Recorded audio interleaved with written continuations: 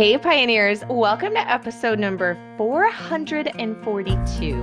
Today's episode, we are going to be talking about the lowdown on freeze drying. So this is going to be kind of behind the scenes. For those of you who are watching this on YouTube, you will understand what that is because you're going to be looking at the screen and seeing Carolyn Thomas from Homesteading Family's gorgeous face. And if you follow her, you know she's been doing a lot with freeze drying lately.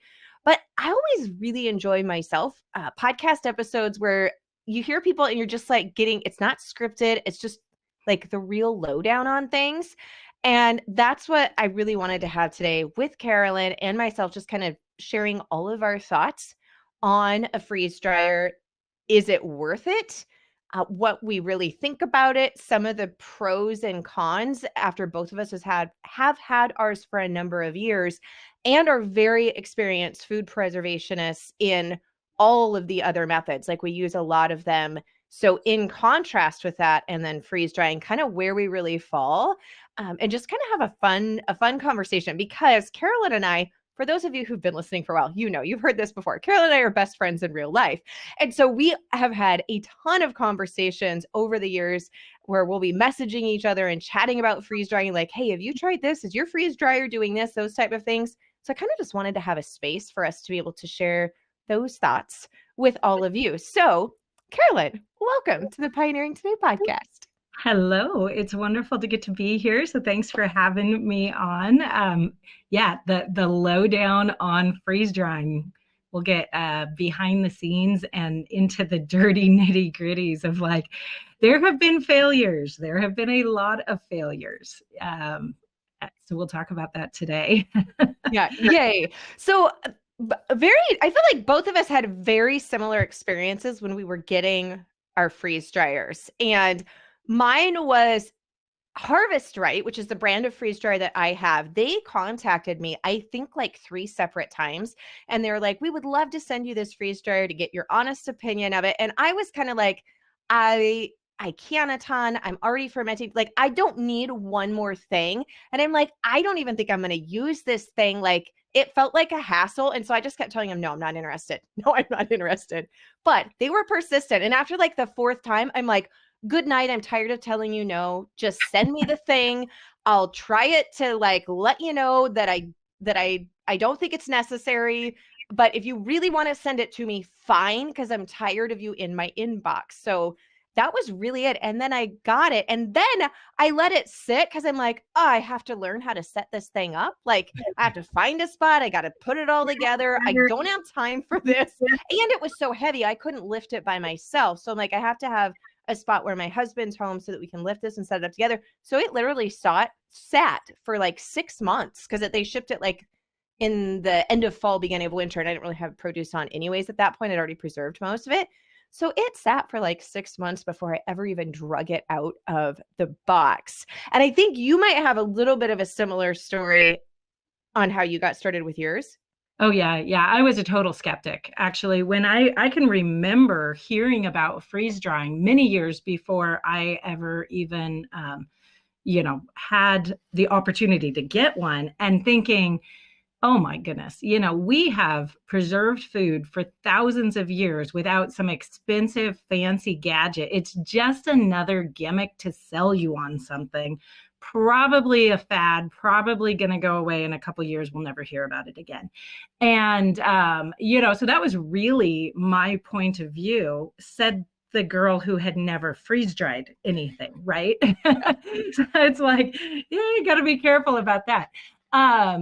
And so kind of similar experience. Harvest Right approached us and said, hey, we'd love to give you a machine, a freeze dryer, in exchange for honest review videos. And I was like, these are going to be honest review videos, right? Like, I'm not going to give you a nice review just because you gave me, like, let's just be clear about this up front, because I really thought that this was my moment to tell everybody, you don't need a freeze dryer. It's not worth it. It's just a big gimmick. That is honestly what I thought when I received this, or when I heard from them. And so they said, yeah, honest review, just whatever you have to say about it, we'll take it. And okay. And so kind of the same thing. It took a while to get it to us. And when we got it to us, I hadn't really done any research about it because, this is all just kind of happening and life is going on. And then I get this giant box and I'm like, oh my gosh, now I have to do something with this thing. And it was only then that I realized that we actually needed a dedicated circuit for it because we have a large size freeze dryer. You got the large one? Okay. We got the large. And so we needed some electrical work done before we could even put the thing in. And so then, how long does it take to get an electrician up for a small job like that when you live in the middle of nowhere? So it took a while, and I finally got the thing set up, I think it was like January, maybe the end of January. And I looked around for something to freeze dry. And let me tell you, up here in North Idaho, in the middle of January, our garden's under a couple feet of snow. There's not much going on that needs to be freeze dried. And so the first thing that I found were some onions that I had stored, and they were starting to kind of go limp. A few of them were starting to sprout early. So I was like, okay, I'm ready to move these on to their next life, not just stored, hanging in my basement.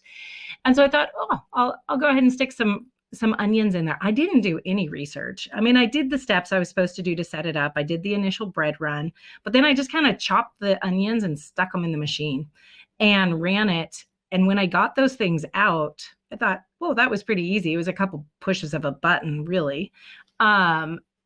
And the big test, though, was what to do with them, right? Now that I have them. And what I found is that everybody in my house loved those things so much that they were actually putting onions in our food because they were so easy once they hit the kitchen. They were pre-chopped. They're totally, literally, you don't even have to rehydrate onions. You just throw them in your pan. And so I really had this sense that I just got lucky. And this was the one good thing to freeze dry. I was still skeptical. I wasn't ready to let go of my pre-formed opinion, right? And so I was like, okay, let's try something else to see if it's really still this good. Well, the next thing that happened is that we had gotten 80 laying hens that year because Josh and I have no clue how to do things in a small way. So we thought, let's get I remember this. I remember it. Oh my goodness. So what happens is they all come to point of lay and maturity right at the spring flush, which is what we had planned. But I don't think we had planned the next step was that we were literally bringing in 75 eggs a day into the house. And I was like, I didn't think about this part. What do I do now with all of these eggs? Because there's only so many you can eat. So I've got buckets of eggs that I'm liming all over the place. And out of desperation, I think, freeze drying. I've got this machine. Let's try that. And so my freeze dryer can hold something like 90 eggs in a load. And so I broke those up, blended them up with the immersion blender really quickly, got them in there, and they turned out amazing. When I did a test batch, nobody could tell the difference between a freeze-dried egg and a fresh egg that I had scrambled and cooked. And so that's where I started going, oh, wow, this is actually a thing. This is something that I want. And then a few months later, so I just kept freeze drying. I am literally still eating off those freeze-dried eggs. This was years ago now. And I put up so many eggs that year that I'm I still have them stashed for when the hens stop laying in the winter. But then the next thing that happened was we got the beginning of July flush of raspberries. And I tried a couple rounds of raspberries and I was like, oh my goodness, these are so amazing. But then I had this problem. Do I dedicate the space in the freeze dryer to eggs or to raspberries? And I decided I didn't want to have to choose. So I literally went out and bought myself another freeze dryer. And then a couple years later, I bought myself another freeze dryer. So now we have 3 freeze dryers. We have 2 larges and 1 extra large. And I am using it all the time. But I got to say, there was a bit of a learning curve and all that, because I think of all those eggs that I did that first year, I think I may have lost about half of them in storage after the fact, which kind of hurts. That's a lot of eggs. That's a lot of dollars amount in eggs lost. So there are tricks to doing it right and to making it turn out right. Okay. And that actually brings me to 2 points, because one of them is, I don't know why I had this in my head, but for some reason I had this misconception that freeze drying was going to be faster than dehydrating. I have no idea why. I don't know why I thought that, because if you actually look at what the machine does, it makes no sense why I Yeah. would think that, but I did it. For some reason, I thought it was going to be much faster.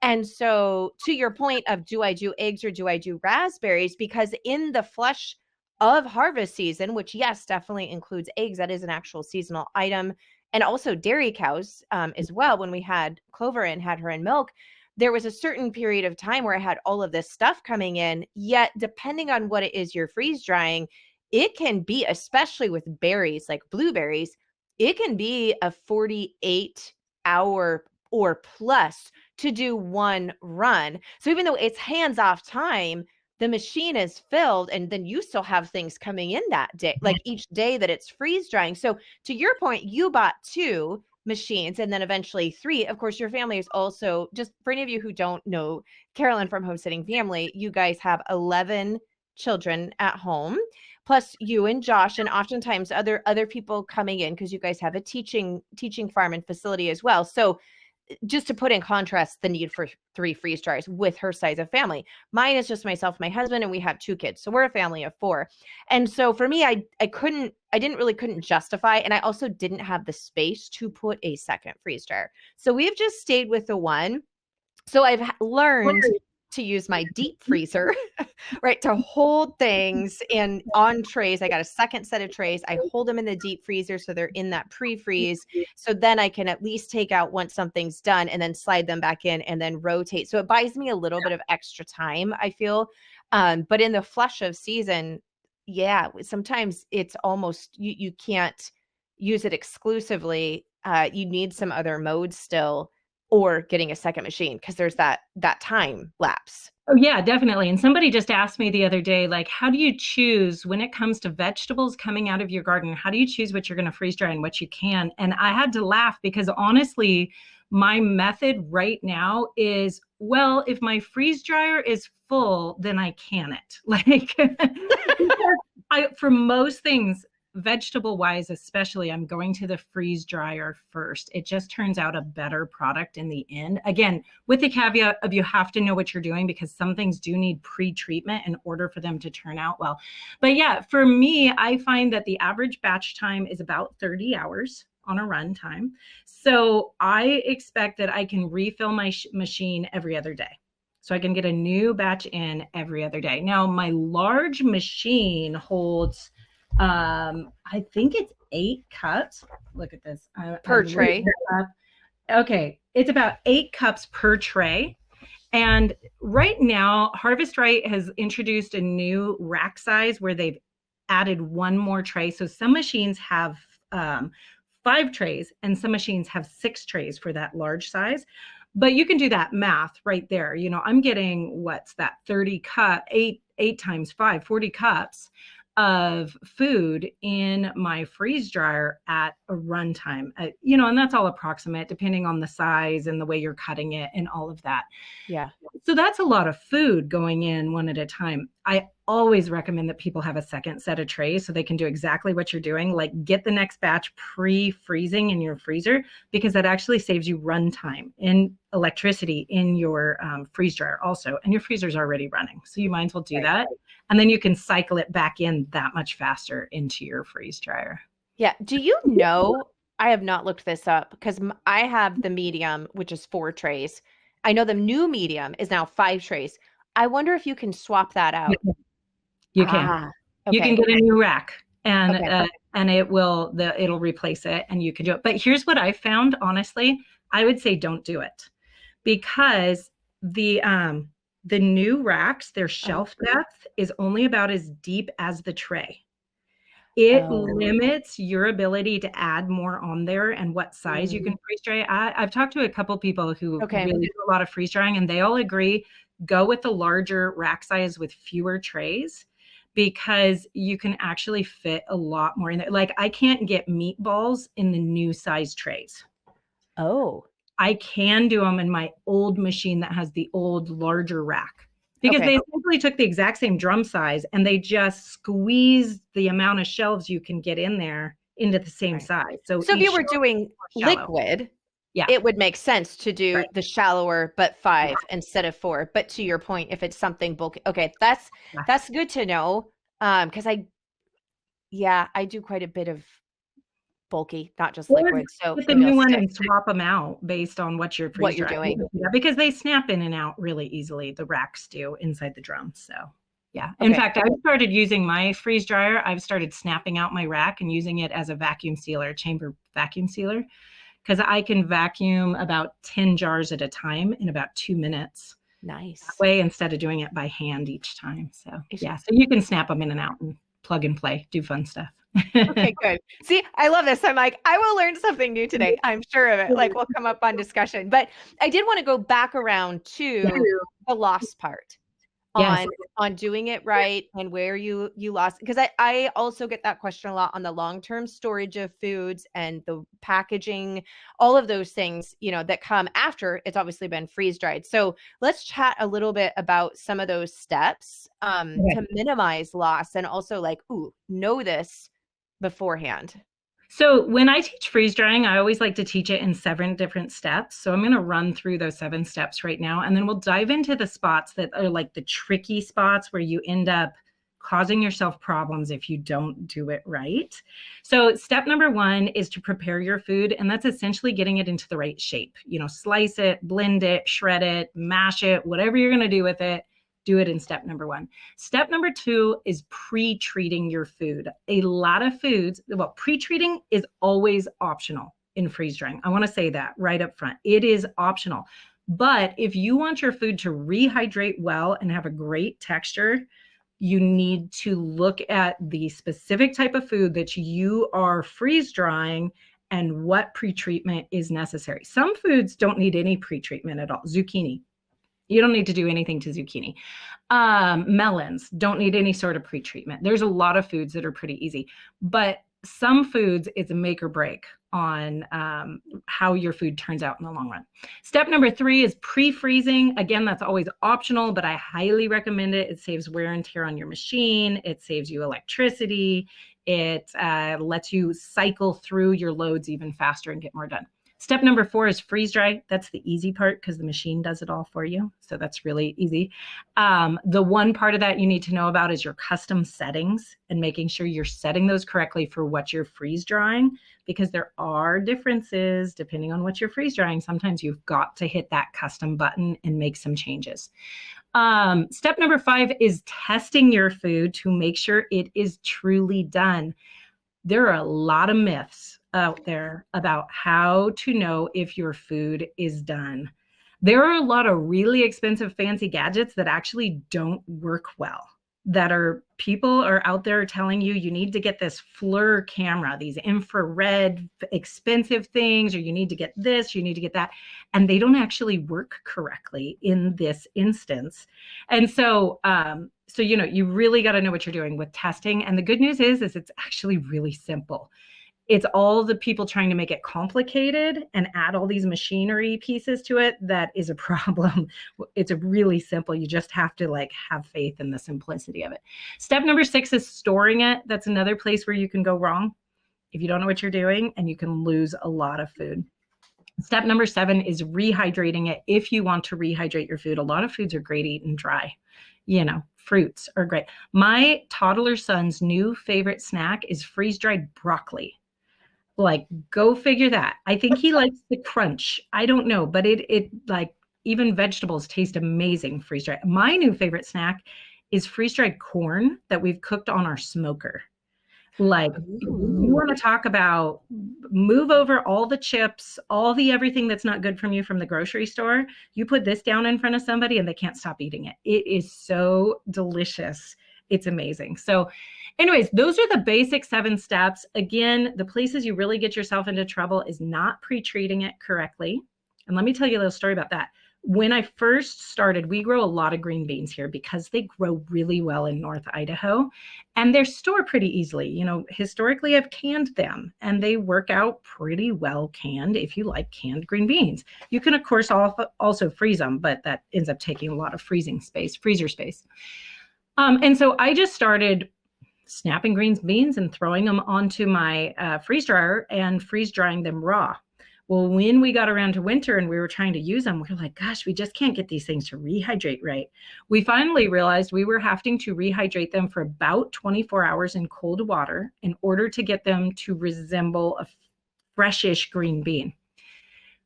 That's a lot of pre-planning for something that should be an instant food, honestly.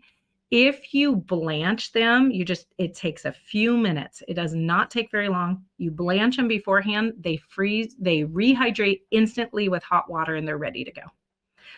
And I mean instantly, it's really fast. And they're also way better tasting, and the texture is just amazing when you do it that way. So we went from something that the family was like, ooh, we got to eat this all winter, with these freeze-dried green beans that were raw, to trying them blanched and being like, you can almost not tell that we didn't just pick these and just cook them up fresh, because they are so good, and it's such a difference, and they're instant. They're really fast. So that pre-treatment is really an important step for some fruits, vegetables, and meals, things like meats and other things. So the other place you can get into trouble is testing your food and making sure it's really done. I had somebody tell me today, well, if your trays are cold, then your food can't be done. And I said, oh, that is such a myth. That is absolutely not true. What you need to know is that your food is not cold on the inside. When there is no moisture left in your food, there's no ice crystals. It can't hold the cold temperature. And so you really need to get in there with your fingers and tell. There's, a couple things that maybe you don't want to break apart because you want them in perfect shape. Things like lasagna slices. There's some different methods for, but for most things, it's just your fingers. Yeah. Well, and my rule of thumb for the pre-treatment part, back to that, because yes, it's the necessary of blanching before freezing, which freeze drying includes freezing as its first step. It goes into sublimation, vaporizes the liquid. Basically, your vacuum pump comes on, sucks that out, then it dehydrates it. But the freezing is the first part. So my rule of thumb has been, if it needs to be blanched to go in the deep freezer, if I was using just freezing as a method, then that is what I'm going to do going in. And so that's kind of just like what I followed same with you. Like I never blanched zucchini. There were certain things like that I didn't.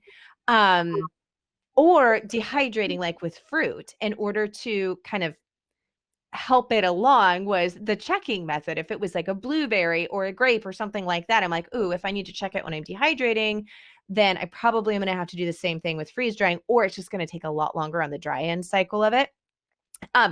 So I would just kind of look up everything on like a freezer chart and be like, oh, am I supposed to blanch this before freezing? And then you wrote the book that I asked you to write, which is the freeze drying to harvest. So Carolyn wrote this freeze drying book. And what I love about it is I just got my advanced reader copy a week ago. And we're in the middle of, at the time of this recording, like we're in the middle of harvest season. In fact, I'm doing celery tomorrow. And then I've got some onions that started to bolt. And so when onions bolt, they don't cure well because they get this like weird part in the center. So they're a storage onion, but I'm not gonna be able to cure them. I've got about probably 10 that are just not going to cure and to store. And so I'm like, okay, I'm going to do some celery trays. I'm going to do some onion trays. But instead of having to refer back and pull up all these different charts, or no, because you and I've gotten into this discussion, like, do I really need to check blueberries when I'm freeze drying them? Like, how much longer do they have to go? Like, we've really hashed all this out. So now I have it all in written format. I've opened up to all of these different pages that tell you exactly, do you need to pre-treat? Yes. Do you not? Do you need to adjust dry time? Like, you did all of the research from fruits, vegetables, food, medicinal herbs. So it just fit in perfectly here, because I was going to save this to the end and be like, if you haven't pre-ordered your copy, or the time you're listening to this, it may be released September 24th. Like, you definitely want to grab a copy of this, because it's all in there. And I've only had this thing a week, and I think I've opened it every day to look up something or another, albeit in the middle of harvest season. But it's been such a great resource to have, because I don't have to rely on kind of all those things. I'm like, oh, I can look it up. Or if it's an item I haven't freeze dried before, I'll still Vox you anyways and message you. But instead of me having to go, hey, have you done this one? Did you do XYZ for this? I can just look it up in the chart. Save you a little bit of time, though. You're still my go-to. You'll still hear from me every day. But because there's been some things where I thought I had to check, an item, which checking is piercing the skin on a berry or a grape or something like that, so that the moisture has an easier way to come out when you're dehydrating it and or freeze drying. And so you had done some testing with blueberries on checking and not checking. So do you want to kind of share your findings with the blueberries Well, specifically? yeah, I dove in. I was like, okay, I want to know how long it takes to take. Actually, I did grapes to test this. How long it takes to freeze dry a grape without doing any pre-treatment to it, just taking a full Yeah. grape and dumping it on to my trays. I did 3 full runs, 40 hours each in the freeze dryer, and they were still not dry. And at that point, I gave up. I'm like, I am just wasting electricity. I'm wasting time, like totally ridiculous, because pretty much everything is done within that, usually about 30 hours. Sometimes if it's really, really watery item, we're talking watermelon or something, sometimes it's, closer to that 40 plus hours. And so I really found it is very important to do some method of breaking open that skin when you're dealing with anything with thick skin. So we're talking, blueberries, cranberries, grapes, anything like that, currants, anything like that. You really need to find some method, but there's a lot of options for it. And it kind of depends on how you want your berries to turn out. You can go through, especially if you're talking about something big like grapes, you can go through and you can literally cut each grape in half, which is a little time consuming, but if you're just doing a tray of grapes, it doesn't take that long to do that. It's fairly reasonable. You can do other methods where you use pectic enzyme, which is an enzyme. It is the enzyme that breaks down pectin. So it's a natural enzyme. And because it breaks down pectin, it actually starts to eat away parts of the fruit that is exposed. So you just submerge your fruit into cold water, sprinkle some of this pectic enzyme over it. You can get it at brewing supply stores because it helps to release more liquid from your grapes if you're making wine. Isn't that interesting? It's very So interesting. you can let it sit in there in that cold water for a while. This is great if you're doing like 5 gallons of something, like a huge amount. And it literally just starts to digest the skin to the point where the skin is popped open. And then you just rinse it off real fast. It doesn't change the flavor. It doesn't do anything to it. It just opens up that skin a little bit, rinse it, and stick it on your freeze dryer trays. So we came up with about 5 different methods of dealing with berries. And they really depend on like, how many are you doing? Because again, are you doing a handful of grapes, or are you doing 5 gallons of huckleberries that you just foraged, from the wild, and you want to get those done really quickly? Maybe you're doing those even for sale, so you want them to look really good. And you don't, some methods of checking with like the boiling water actually leave this kind of weird foamy look. When you freeze dry them, they don't look pretty anymore. Yeah. And so, you want them to look good. So yeah, there's all these different fun methods, and you can kind of pick and choose which one really fits your circumstance and your moment. Yeah. I find that interesting, though. I want to go back to the idea that you were talking about already referencing the book, because surprisingly enough, I found that I was doing the same thing with my advanced reader hobby. I was like, we had this moment where we had 1 tray empty on a freeze dryer. It was my extra large freeze dryer. And we're like, wow, well, we can't let that go to waste because it's harvest season. And so we thought, hey, let's go harvest a little bit of the corn, and we'll just do a little bit of corn. I thought, well, how much corn do we need to harvest to fill this 1 tray? And I was trying to do some estimated math. And then I thought, oh, wait, it's in my book. So we literally have the amount, like how many ears of corn you need to start with to go purchase or to get out of your garden in order to fill small trays, medium trays, large trays, extra large trays. And I went and I was like, okay, go pick 20 ears of corn, because that's what my book says. And we did it, and it worked out exactly 20 ears of corn filled out our tray exactly. And so we were able to just like really get the right number. It was one of those exciting moments of like, oh, I'm so glad all this work is done for me. I've already done it, and it's like referenceable. It makes it so much easier. Yes, I agree. And I'm all about, let's make things easy where we can. Life is hard enough. And there's only so much. This is what I've learned too, like in instance for your book, and then even my book, when it comes to, like canning and dehydrating and all those things, there's only so much information we can hold in our heads. Yes. And even though, I've been canning for 25 plus years, I don't have everything memorized every year. I do green beans, like pints at my sea level. It's 10 pounds of pressure for 20 minutes for a pint with a half a teaspoon of salt, raw pack, but like everyone, like I don't have them memorized. And so having that one spot that you can go and reference, oh my gosh, it ends up saving so much time. And I'm so grateful for having those references. So, but there's a few things that I wanted to go back to, and one is on the packaging, but I actually have a question for you because I generally so far with my freeze dryer am doing pretty much everything the same, like all the trays are the same thing. Okay. So when it comes to freeze drying, because I've kind of seen people say conflicting opinions on this. So I'm very curious what yours is.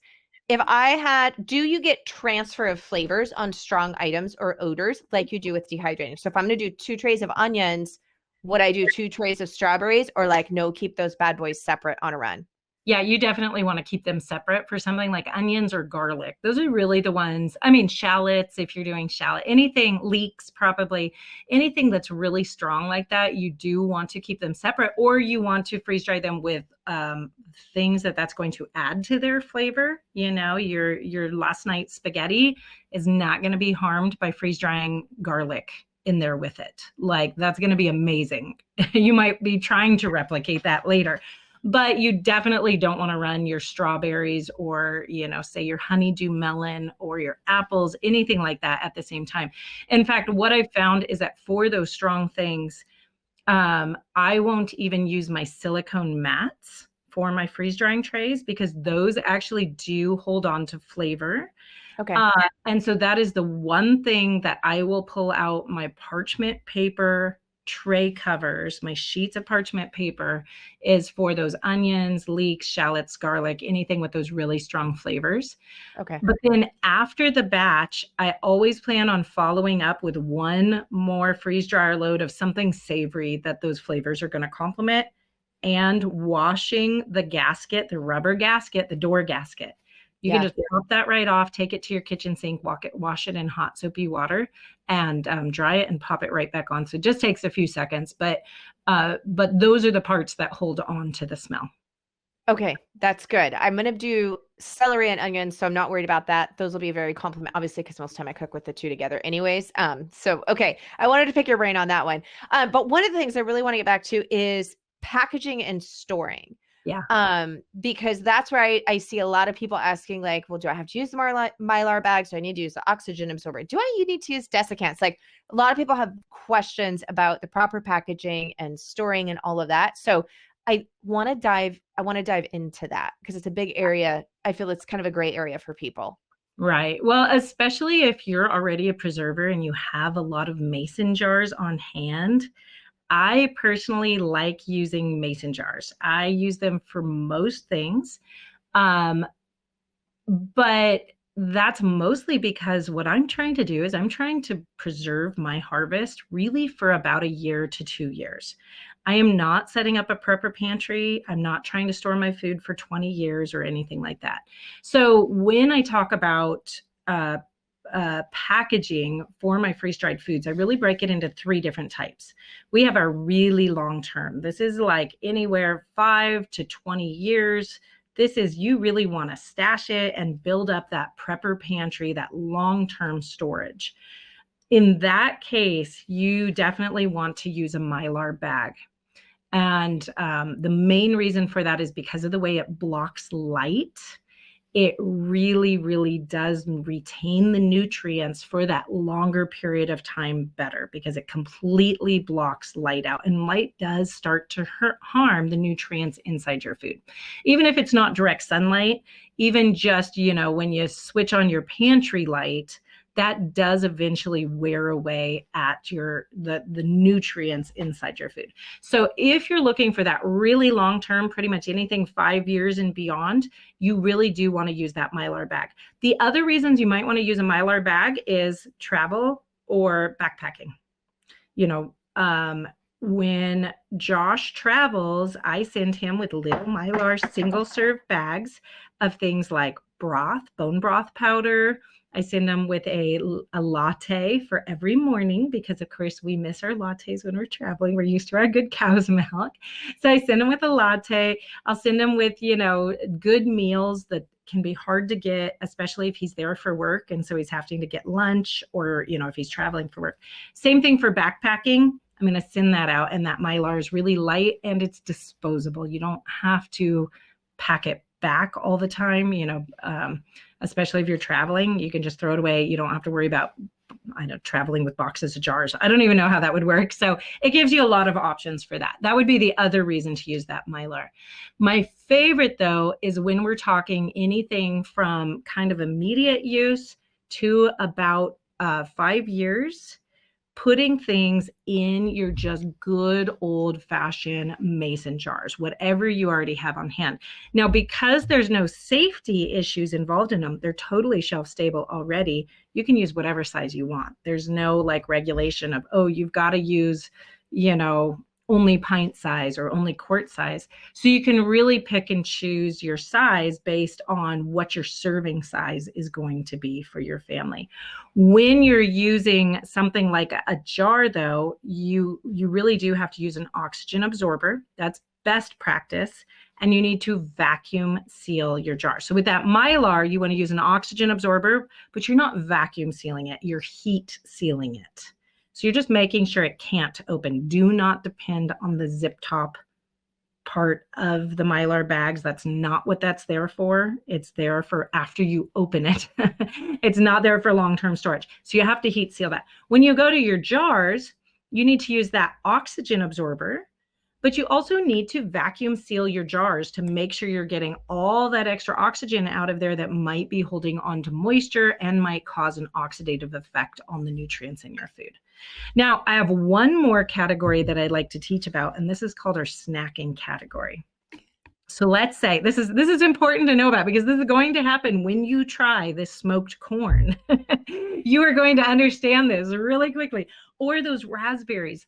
Let's say you're like, oh, hey, I want to set out a healthy snack for my family, and we're going to pretty much consume this all within the next 1 to 2 weeks. If your family's like my family, it will be the next 24 hours if I set anything out to snack on. And so for that, you want something that's you can open repeatedly, but it's going to help keep it dry, because freeze-dried food is so completely dry that it actually starts to suck moisture out of the air almost instantly, and it starts to rehydrate, and then it gets soft, and then it's no longer dry enough to store safely on the shelf. So you really want to keep that kind of locked down and keep that moisture out of it. So in that case, I like to use one of those a jar, like a Fido jar. Like a Fido jar? Yeah. Yeah, like a flip top canning jar, or even Ball right now has jars out that has a gasket and has a lid. So you just open it with a gasket, or you can get the kind of gasket wood look lids that go into your regular canning jars. Oh, I've seen those. Have you seen those? Yeah, they have those lids around and about now. So you just want something that has a little bit of a gasket to it to keep oxygen out while you're not, actively reaching your hand in there. But in that case, what you want to use is a silica desiccant, not an oxygen absorber. That's because we want to suck the moisture out. That's a much faster acting thing. I have to say right here, though, don't confuse the two. A silica desiccant package works in an entirely different way than an oxygen absorber. And under no case do you want to put both of them into one jar, because they actually cancel each other out and cause all sorts of problems. Yeah. So for that snacking, you have about 2 weeks of sticking your hand into that jar over and over again, closing it down and getting little goodies out. But that desiccant package is going to help to continue to suck the moisture out of it, even once you've closed that jar back down. Yeah. And I have to say, I tend to like to test things and push the envelope as long as I'm still in safety mode. Which when I feel it's freeze drying, you have a much bigger safety caveat than you would with canning, for instance. I don't press the issues there. But I did some testing because I'm like, okay, I have to buy the desiccants, right? Mm-hmm. I have to buy the oxygen absorbers. Those are all added extra expenses. The oxygen absorbers are not reusable. And I love using mason jars because they're reusable. I can reuse them over and over and over again for multiple different things, modes of preservation. And so I want to say this with the caveat that I live in the Pacific Northwest, so we don't have super high humidity, and we have fairly moderate temperatures in our home. just because that's just the nature. So I'm not doing extreme heat, more so the heat than necessarily the cold, because most people don't let their houses get, super, super cold regardless. So with those caveats, I have tested some apple slices in the Fido jar without adding anything. So no desiccant, no oxygen absorber, etc. And I didn't realize that I had one in a jar in the back of the pantry. It was over a year. Now, it hadn't been opened and closed, so full caveat there. It was a full jar, had been closed the whole time. But again, it was just a Fido jar. It had not been vacuum sealed, anything. They were still good.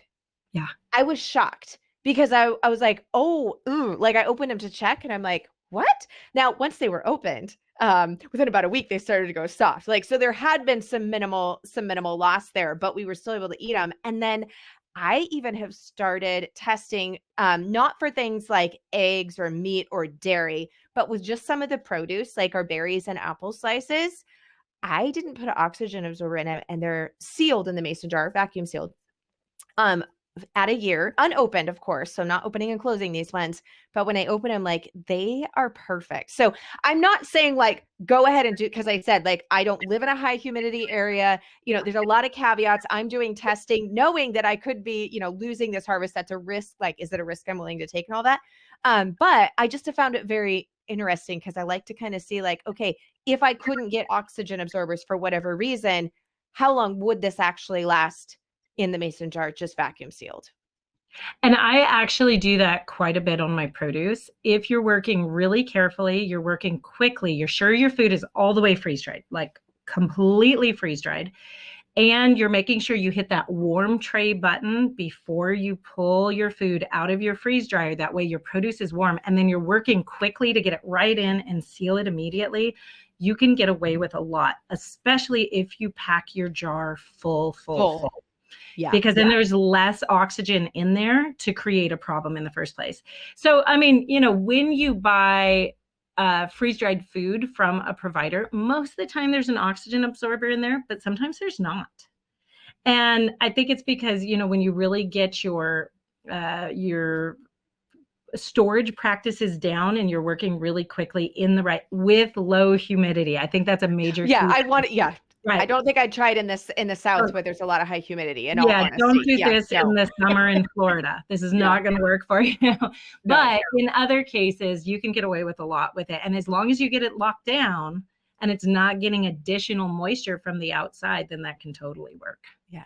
I do have a question for you, or like, this is what we do. I'll box Carolyn, like, hey, and then we'll just have a whole jam session. So you guys are just getting insights to our friendship here. So I did freeze-dried tomato powder. And so I freeze-dried them, and then I just powdered it because I was actually, in all honesty, I was running out of mason jars. And so I'm like, okay, if I powder these chunks, right, I can get a lot more in a jar, and I'm out of jars right now. And so that's what I did. And vacuum sealed it up. I think I actually did throw in an oxygen absorber in that one and vacuum sealed it. And I think it ended up being a 1/2-gallon jar. However, within 3 months, in a room with no windows, no, like I said, a regular light, but no windows or sunlight at all, it totally lost all of its color. Like, it went to, in fact, I had to keep checking it to see if it was actually my blended raw eggs or if it was the tomatoes. Thank goodness I labeled it, because sitting on the shelf, both blended up, I don't know that I would have been able to tell the difference, because they kind of turned like a golden color, but they were red, full vine ripened red tomatoes. So I'm wondering, is it because I powdered them and so they just broke down faster with the light? Because I haven't lost color in any of my other freeze-dried food, but the tomatoes. And I think it was a total mental thing, because I still would use them, but I couldn't use it to make tomato sauce because it didn't look like tomato sauce. So I would just throw it like into stews or something else where there was already other colors. So have you ever done them powdered, or do you think it was the powder, just out of curiosity? I have done them powdered, but I now always just do them diced. Okay.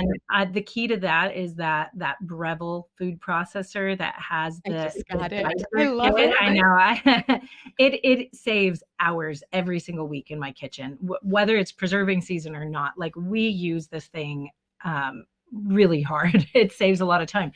But the thing is that if I have them stored diced, I can decide after the fact what I want to do with them, because I can powder them and make a sauce, or I can kind of crunch them up and make a chunky sauce, or I can do diced tomato. Like, I have full control then of what I want to do. But there are some foods that are kind of notorious for losing color. Tomatoes are one, carrots are another. And so definitely the smaller you break them down, the more they're going to lose that color. But the other thing you have to be really careful about of tomatoes is that those tomatoes seeds actually keep moisture in them.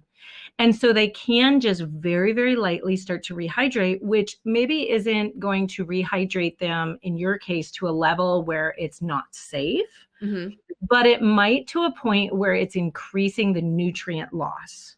And so that's probably what you're seeing right there. Okay. Is that, between the increased surface area of powdering something, and then if you have any seeds that were left whole, even through that powdering process, which we all know, whether we've canned or anything, that definitely happens.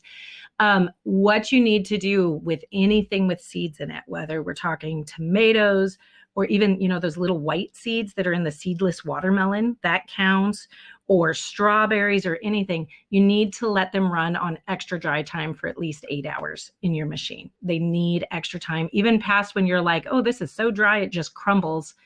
Those seeds lock moisture in and they really protect it. And then what happens is, in storage, you have that kind of osmosis thing going on where it's like everything wants to balance out moisture wise, and it starts to release it. So that could be another element of what's happening there. Definitely light's not great for it, but it's our pantry. We're not going to store all of our freeze-dried food in amber colored bottles. Like, it's just not going to happen, right? No.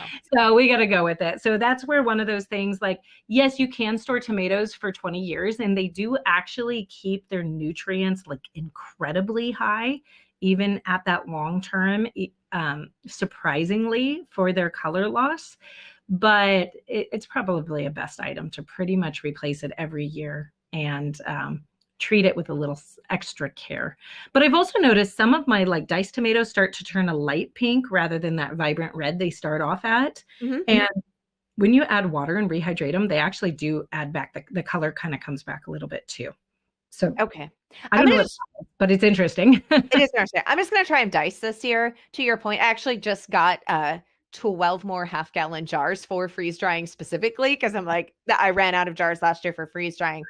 So it should be good. So I'm just going to try them in diced form this year and see, was it the powdering and increase the dry time. I did have increased dry time, but it might not have been quite enough, because I think it was maybe, I might have only done 3 hours increased dry time on them instead of 8. Yeah. And that, probably was a combo. So I'm going to retest it this year, because I'm with you. I love the idea of not having to blanch tomatoes in order to safely can them and make my sauce, like, and all those things. And I'm like, and I wanted, the peppers. I love the freeze-dried peppers. I use them like croutons because they're crunchy and they have that flavor. And so I just put them on like a salad toppers or whatever. And as long as you're eating them pretty quick, they keep that crunch like fresh. And so I want to try some with the tomatoes, almost for the same thought process, like on top of salads instead of croutons, but get that crunch with the tomato flavor. So I'm trying a bunch in dice this year is my plan. My new thing that I'm going to try, and I'm going to have to find the exact right size tomatoes to fit in a wide mouth mason jar. You can try and slice them. I'm going to try and slice them, because I hear that if you put full unrehydrated slices on a burger, that the juices of the burger rehydrate the tomato, and it is like out of this world delicious. And so I'm gonna be like looking at every tomato that comes off my pulling into the jar. Like, okay, this one, you're a slicer, and trying that, because I'm really fascinated. But you talking about tomatoes really makes me think of something, and that is like the flexibility that we have with some products when it comes to freeze drying. So like we're talking about with the tomatoes, if I dice them, I can rehydrate them as diced tomatoes. I can also, though, like powder them either in my hands, or I can just throw them into a machine and make it smooth and turn it into a powder. And then I can rehydrate that into either tomato paste or tomato sauce or tomato juice, all depending on how much water I add back into it. My latest craze on this thing, and this is like upending my house at this moment, is freeze drying yogurt. because Yes. it rehydrates perfectly. For at least a year, it keeps its probiotic power like really, really strong, totally high. But here's the thing. You know how you can make your own homemade mock cream cheese by like really draining off your yogurt? And it's such good replacement that you can literally make cheesecakes out of this stuff, but it's not cream cheese, it's yogurt. Yeah. You can instantly rehydrate your yogurt powder by just adding a little bit of water, and you like instantly have spreadable mock cream cheese that tastes out of this world. And so now I'm like filling jars with yogurt powder, thinking of all these things that I'm going to have that are like creamy and delicious, but out of our probiotic and much lower fat than cream cheese, milk from home.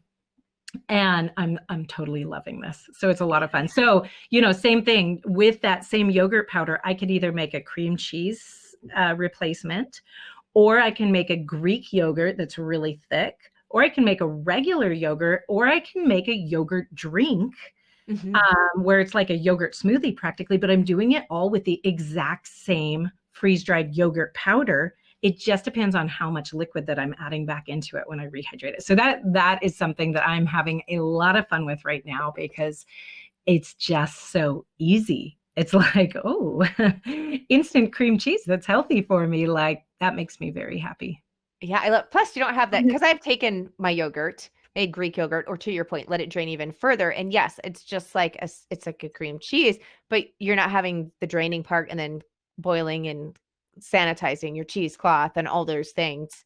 The machine's just doing it for you. I love that. Yeah, I've done the yogurt, like the little yogurt rounds. And I really enjoy those. I did learn though that you do want to make them small. Otherwise, they take all the moisture out of your mouth by like the last bite, and you're like, oh my God. Like, yeah. So if you get them too big, I was kind of in a hurry and I'm like, I don't want to take the time to put all of these like nice little even drops. I'm just going to like tablespoon plop them. You can powder them and they work out great. But if you try to eat them just as a bite freeze dried like that, little too big and they end up just sucking all the moisture out of your mouth, and then it's weird. So do them small if you're not going to powder them, is my caveat with the yogurt there. Yeah. Absolutely. That's a good thought. Yeah. Well, this has been so much, like we could talk for ages on this, but I really do find the value in the freeze dryer. And I'm sure I'll be curious to hear your answer. I'm going to assume it's similar to mine. When people ask me, is it worth it? And me, it's like, well, how often are you going to use it? Because if you don't use it, then no, it's not. I mean, it's a very expensive paperweight. Yeah. But if you're using it all of the time, especially to get stuff from the garden or CSA or even the grocery store on a really good sale, like when it is at lowest price possible, and then you're able to freeze dry, and also the convenience part on making meals on the back end. Because if I, take the time to drive to the store to buy some of these things or whatnot, but I've got it all done for me when I'm at a time of life where I don't have time to fully make it from scratch, but because I freeze dried it, and that's saving me from buying a restaurant meal or something like that, it definitely is worth the money, but only if you intentionally use it, I think is kind of my answer. I don't know. Do you have any add to that? Yeah, I have a few thoughts on that, not to go too long here, but I did the math the other day and I can fit 40 big serving slices of lasagna into my large machine, 40 of them. And so I went to my local pizza takeout place and I looked at the comparable size of what you get, and it costs $10.25 for one serving of their takeout lasagna, and who knows what is in that stuff. Like seriously. Yeah. And so when I thought about it, I'm like, I could have baking a little bit extra lasagna one day, lasagna, once you already got started with the process, that's going to take you less than an hour to make 5 lasagnas so you can fill this thing up, right? And I have is that over $400 worth of food sitting there? Now, I have the ingredient costs, but I know exactly what's in that lasagna. I know that it's healthy. I know that it's decent. I also know that I don't have to go out. I don't have to pay DoorDash. I don't have to pay a tip. I don't have to pay for gas to run to the convenience store.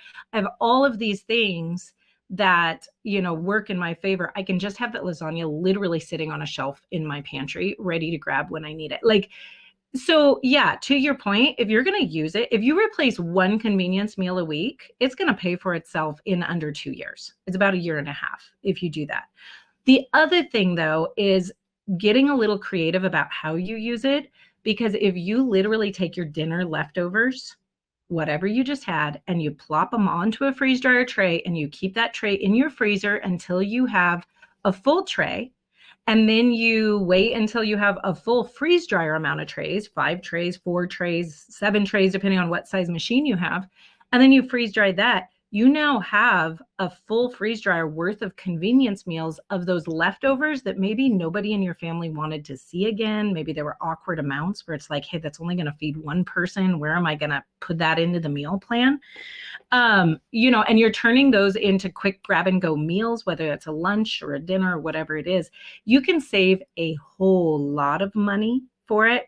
But the bigger thing is you can save a whole lot of time. This is saving me literally weeks of work every single year at this point. If you're used to preserving food, this is your easy button. It just really is. Yeah. And I have to say, it hasn't stopped me from using the other modes either. Like in full, honesty and all of that. Like I still can. Like I just canned green beans last night. And I use the freeze dryer for things that you can't can anyways, but for me, canning, dehydrating, and freeze drying are my shelf stable modes that don't use, at least for the long term, the deep freezer, which of course, if I'm pre-freezing, I'm using it a little bit. Yeah. But it is broadened what I can have shelf stable and what I can preserve. And to your point, I have transferred some of the things and freeze dry them just because of the ease of convenience, like the prep part in comparison to canning those items. Like it saves so much time. It doesn't, for me, it doesn't replace my canning. It doesn't replace my fermenting. But it just opens the door. I'm able to preserve so much more food. And so many types of foods before I was really regulated to what I could fit in my deep freezer. So I'm able to do the quantity is just so much more than I ever could have done before, even with 3 deep freezers, because we have, whole beefs at a time, whole pigs and that type of thing. But even with that, so it's a tool in your preserving arsenal, I think. Yeah, it definitely does. And it gives you a lot more options. And like you're saying, there's things you can freeze dry that you really can't preserve in any other way as well. Things like, thinking about cabbage, broccoli, cauliflower, unless you're going to freeze those, you're really going to change their flavor in whatever preservation method you come up with, whether that's pickling or fermenting. If you want just good old broccoli, either you're going to stick it in your freezer and fill up your freezer, or you're going to do something like freeze drying. So it gives you different options and allows you to stick with the canning or the fermenting or the dehydrating for the things that you want to do those things with, the things that are better because of it.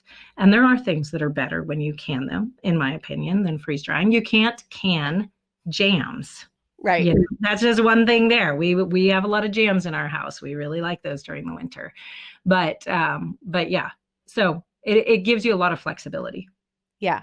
Yeah. Well, like I said, there's actually so much about freeze drying. We probably could talk for hours, all honesty, but I think we did a great job. This has been really fun. Actually, I learned a couple of new things too, which has been fun. So guys, if you have not checked it out, highly recommend going and checking out Carolyn's book, Freeze Drying the Harvest. There's some really cool bonuses and fun things too that you get when you grab that copy. So we'll have the link for those of you who are watching this on YouTube. We'll have the link beneath the video description. And for those of you who are doing it the old fashioned way, I can't believe I'm using old fashioned with a podcast, but if you're listening to this like on your phone with earbuds or that type of mode, which is how I typically consume podcasts, the blog post that will have links to everything that accompanies this episode is melissaknorris.com/442, because this is episode number 442.